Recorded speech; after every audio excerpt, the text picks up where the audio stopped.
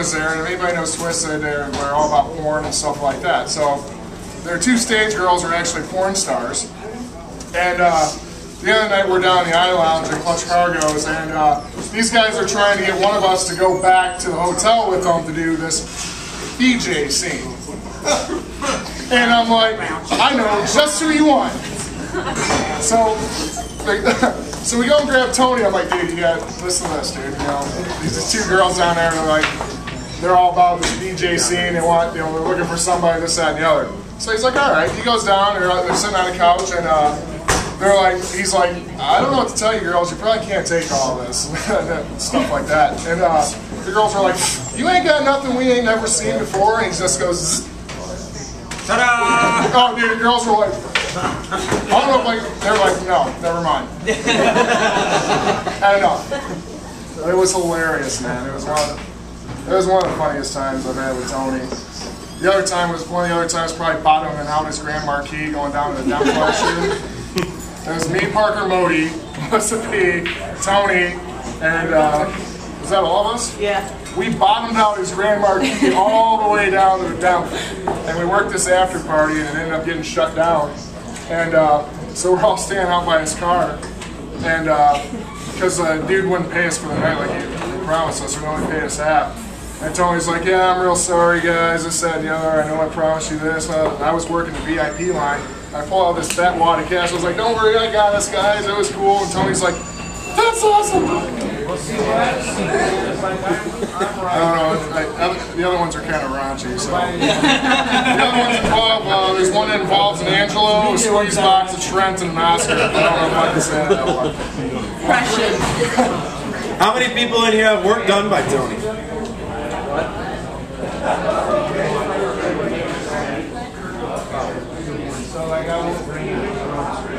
Where's Nick the Luke? Right there. Nick, you shared a really good story yesterday on the rooftop at Woody's. That made me laugh. I think you need to share that.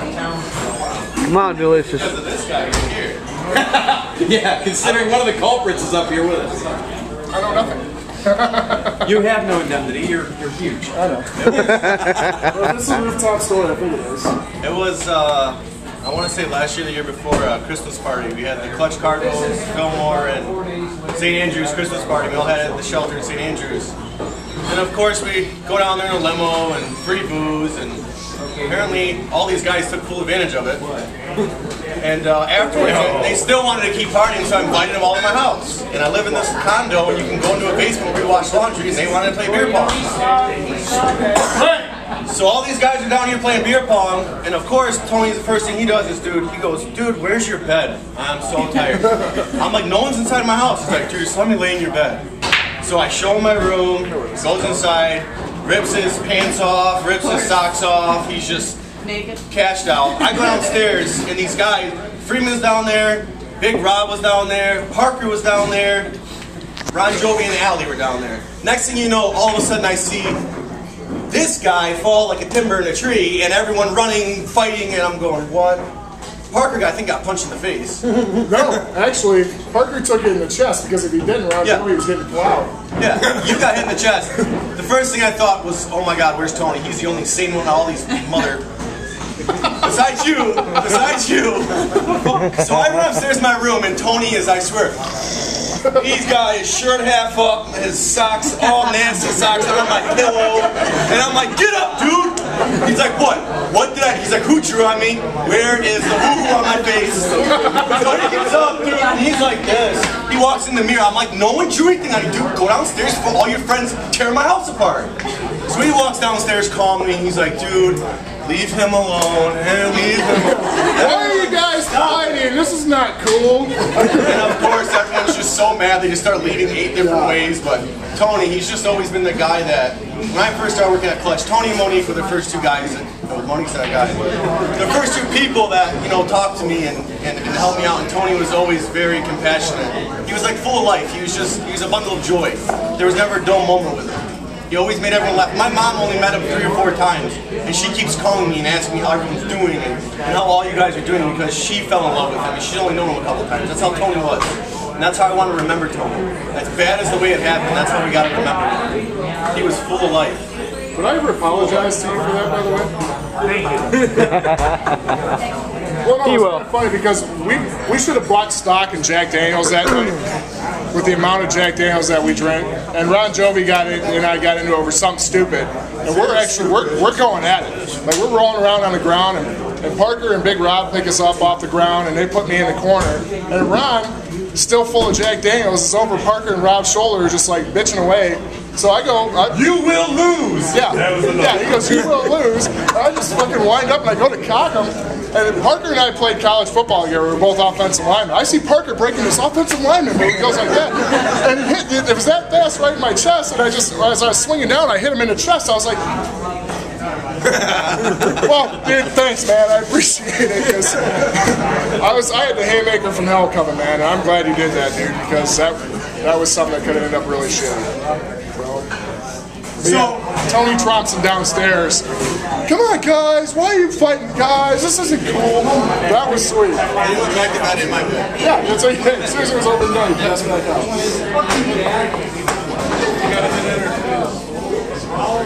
So about, I don't know, let's see, I think it was 10 years ago now. More like 7 or 8 years ago, something like that. Tony tattooed my flames, you know. Came over to the house, and I was living out in New Hudson, and I was married, and he tattooed my flames and everything, and my ex-wife now wanted to learn how to tattoo. So Tony said, sure, no problem, I'll teach you. Watch that cord. So he said, I'll teach her. We'll get a tattoo gun and we'll get some needles, you know, and I'll teach her how to do this. I said, all right, Tony, sounds good. So we buy like a $300 kit, something like that, and Tony says, go get a bunch of grapefruits and start tattooing grapefruits.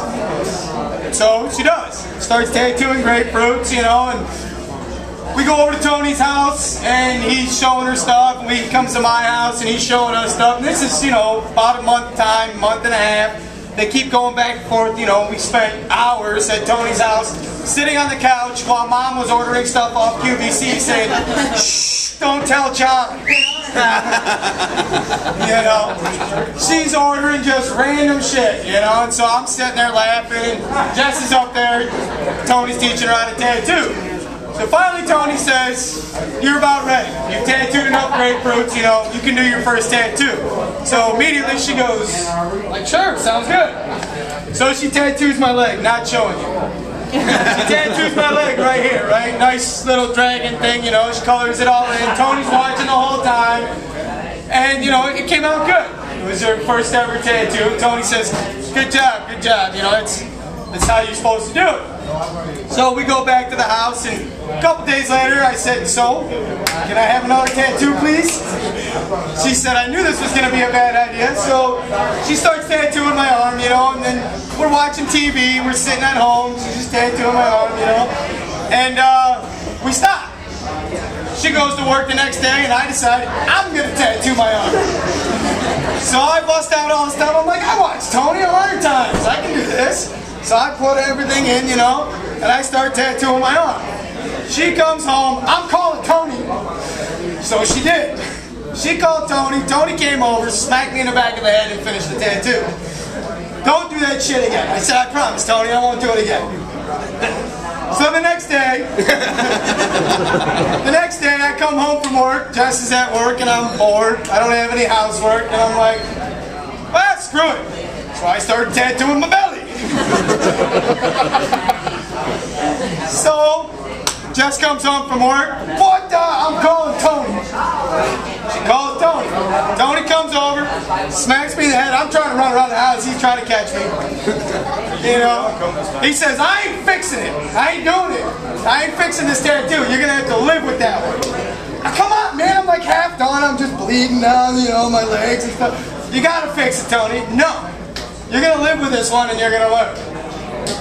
Fine. And he goes, and I'm taking this with me.